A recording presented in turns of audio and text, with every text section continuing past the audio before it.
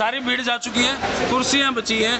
कितनी कुर्सियां इस रैली के दौरान मंगाई गई थी? एक काम करते हैं, काउंट करके जाऊंगा, एक काम करते हैं, दोनों वीडियो में लगाऊंगा मैं। एक काम करते हैं, कुछ साथी कल भी प्रयास कर रहे थे कुर्सियां गिनने का, मैं उनको कह रहा था। अब ये कुर्सी देख लो आप, कुर्सी का मैं एस्टिमेट आपने बता दूं, लगभग 22,000 कुछ कुर्सियां ये हैं। जेजेपी पार्टी नहीं बनी थी, इलेक्शन शुरू हुए थे, मैं मीनू बेनीवाल जी के पास बैठा, मैं बोला जी मैं आपका सबसे बेस्ट, आपको क्या लगता है कौन सी टिकट है? ये सिर्फ डॉक्टर अजय चौटाला जी की पार्टी में संभव है, ये चौधरी देवीलाल जी की विचारधारा की पार्टी में संभव है, क्योंकि तमाम लोग जो है आप देखेंगे धनाढ्य और पूंजीपति लोगों को जो है टिकटें देते हैं, वो उन लोगों को मौका देते हैं जो ऑलरेडी राजनीति में स्थापित हैं। उन्होंने क्या कहा कि भाई हम यहाँ पे सिर्फ झंडा उठाने वाला ही नहीं रखते, हम यहाँ पे कार्यकर्ता को नेता बनाने वाला काम करते हैं। मेरे को याद है प्रदीप भाई साहब, भाई पहले तो एमडीयू तक रहे हैं, फिर उनको रोहतक का कारोबार दे दिया, आपने इलेक्शन भी लड़ा बड़े शानदार तरीके से। यहाँ पे कौन कौन युवा नेता के रूप में आप तैयार कर रहे हो? जगदीप भाई, मैं तो एक छोटा सा कार्यकर्ता हूं, आपने मुझे नेता माना या इतनी बड़ी उपाधि दी, मैं तो इसको अतिशयोक्ति कहूंगा, उसके लिए आपका बहुत बहुत धन्यवाद। जननायक जनता पार्टी में जो डॉक्टर अजय सिंह चौटाला जी को छोड़कर सभी कार्यकर्ता हैं। मैंने पहली बार देखा है इनेलो जेजेपी, अब तो खैर अलग अलग पार्टी होगी, जेजेपी की बात कर ले वहाँ, अब हरियाणा से बाहर की तरफ अपना ग्राउंड मैप बना रहे हैं, अपना सर्कल बना रहे हैं। जरूरत क्या है? राजस्थान मानेंगे, हरियाणा में सही तो सरकार चल रही है, राजस्थान में क्यों? जब तक पंख नहीं फैलाएंगे तब तक बड़ी उड़ान नहीं भरी जा सकती। जो सिर्फ एक लोटे में तैरने वाली मछली समुद्र का आनंद नहीं ले सकती। सारे भैया ना भाई मेरी राम राम साहब भाई, क्या बात है। तो हमारे प्रदीप भाई साहब हमारे साथ हैं और बात कर लें राजस्थान के सीकर में, जहाँ पे पढ़ाई का हब है और बहुत सारी बातें युवाओं से रिलेटेड है, क्योंकि आज ये जो रैली थी ना, यूथ के ऊपर रैली थी, और मेरे ख्याल से इतनी बड़ी रैली शायद एक बार जींद में अभी भिवानी में हुई थी, भिवानी से बड़ी रैली राजस्थान में। बिल्कुल जगदीप जी, बिल्कुल आपकी बात सत्य है, और मैं तो ये कहूंगा, मैंने कल ही आपको बताया था जब चर्चा कर रहे थे यहीं से तैयारियों को लेकर, कि स्टेडियम में तिल डालने की जगह नहीं मिलेगी, और वही हुआ।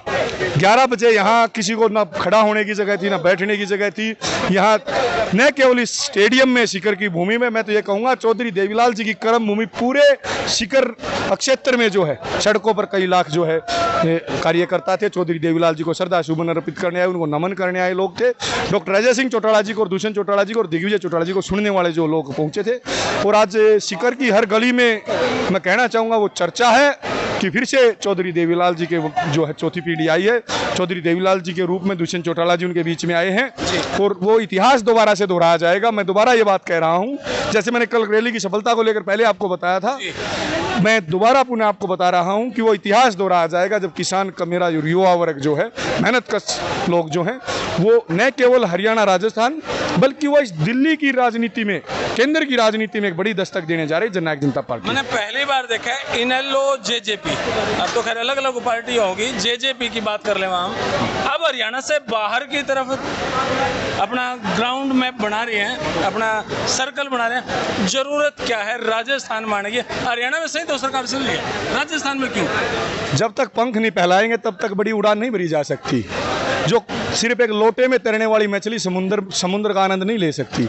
हमें सिर्फ हरियाणा तक संतुष्ट नहीं होना है, हमारा टारगेट जो है, हमारा उद्देश्य जो, हमारा निशाना चौधरी देवीलाल जी का उस समय दोहराना है जब इस देश के प्रधानमंत्री किसान का मेरा तय करेगा, जननायक जनता पार्टी के कार्यकर्ता तय करेंगे, चौधरी देवीलाल जी की विचारधारा पर चलने वाले लोग तय करेंगे।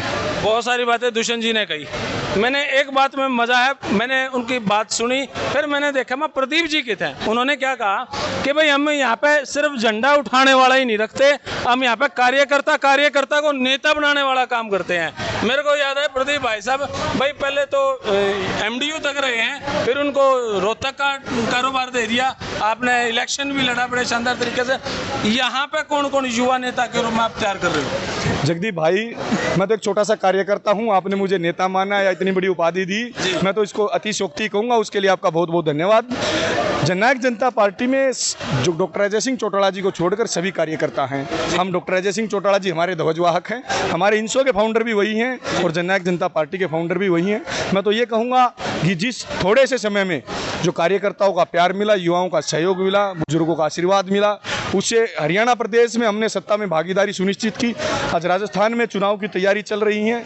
आज जब पूरे राजस्थान में चर्चा है, चाहे आप नागौर में जाकर देख लीजिए, सीकर में आप खड़े ही हैं, जो है आप झुंझुनू में जाइए, दातारामगढ़ में जाइए, आप जयपुर में जाइए, आप जैसलमेर में जाइए, हनुमानगढ़ में जाइए, मैं बताने लगूंगा तो समय कम रह जाएगा।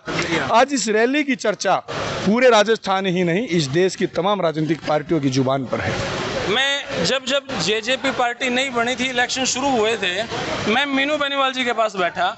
मैं बोला जी मैं आपका सबसे बेस्ट, आपको क्या लगता है कौन सी टिकट है? बोले वैसे तो सारी सोच समझ के दी गई हैं, लेकिन जगदीप जी आप एक बार प्रदीप जी से मिलो जाके। मेरे बड़ी उत्सुकता में प्रदीप कौन है, तो मेरे दिमाग आपसे मिला। तो ऐसी खासियत क्या थी जो प्रदीप को चुना और फिर यहाँ पे प्रदीप की ड्यूटी लगाई, प्रदीप भाई की, प्रदीप नेताजी? देखो, रैली के प्रभारी श्री दिग्विजय चौटाला जी थे। आपके चैनल के माध्यम से आपके दर्शकों को और जनता को मैं ये बताना चाहूंगा, मुझे ये नहीं पता कि मीनू बेनीवाल जी के साथ आपकी कितनी बनती है कितनी नहीं। देखो, पार्टी में सभी कार्यकर्ता हैं, मेरा तो किसी से कोई द्वेष नहीं है और हमारी पार्टी के किसी व्यक्ति का आपस में कोई इस तरह का बात नहीं होती। सभी कार्यकर्ता, मैंने तो पहले ही कहा था, डॉक्टर अजय चौटाला को छोड़कर इस पार्टी में सभी लोग हमारे कार्यकर्ता हैं और पार्टी के प्रभारी के तौर पर भाई दिग्विजय सिंह चौटाला जी की मेहनत, सभी कार्यकर्ताओं का सहयोग आज रंग लाया है। और मैं तो ये कहना चाहूँगा कि आज इस राजस्थान की भूमि से वो शंखनाद हुआ है जो चौधरी देवीलाल जी के समय में हुआ था। इसी शिखर की धरती से जो है चौधरी देवीलाल जी ने प्रधानमंत्री की कुर्सी तक का सफर तय किया था और अपने सिर का ताज किसी और को दिया था, और इतना बड़ा त्याग इस विश्व की राजनीति में कभी नहीं हुआ। और रही बात आपने मेरी चर्चा की, तो मैं आपको फिर बताना चाहता हूँ, मैं तो एक आम परिवार का, एक किसान परिवार का बेटा हूँ। मेरे पिताजी तो बूथ एजेंट थे, एक बूथ एजेंट का बेटा इतने बड़े मंच पर पार्टी के छात्र संगठन के राष्ट्रीय अध्यक्ष की जिम्मेवारी निभा रहा। बिल्कुल, मेरे पास तो अब भी नहीं है। ये जो गाड़ी है, ये डॉक्टर अजय सिंह चौटाला जी के आशीर्वाद से दुष्यंत चौटाला जी ने मुझे दी है, क्योंकि डॉक्टर अजय चौटाला जी ने दुष्यंत चौटाला जी को गिफ्ट की थी और उन्होंने मुझे गिफ्ट की थी। तो मैं तो ये कहना चाहूँगा, और मैं आपको ये जानकारी के लिए एक और बात बताना चाहूँगा कि मेरे पास तो आज भी मोटरसाइकिल तक नहीं है। मैं पहला कैंडिडेट था जो हॉस्टल से मैंने लोकसभा का चुनाव लड़ा था। ये सिर्फ डॉक्टर अजय चौटाला जी की पार्टी में संभव है, ये चौधरी देवीलाल जी की विचारधारा की पार्टी में संभव है, क्योंकि तमाम लोग जो है, आप देखेंगे धनाढ्य और पूंजीपति लोगों को जो है टिकटें देते हैं, वो उन लोगों को मौका देते हैं जो ऑलरेडी राजनीति में स्थापित हैं। परंतु डॉक्टर अजय चौटाला जी जो है वो नेता बनाते हैं, वो आम किसान, कमेरे वर्ग के आम विद्यार्थियों को।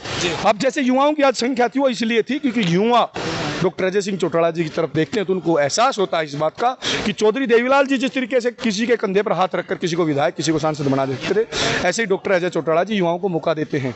भाई दुष्यंत और दिग्विजय श्री के नौजवान नेता हमारे पास हैं, जिनकी उनकी जो है 50 साल की भविष्य की राजनीतिक पारी बाकी है।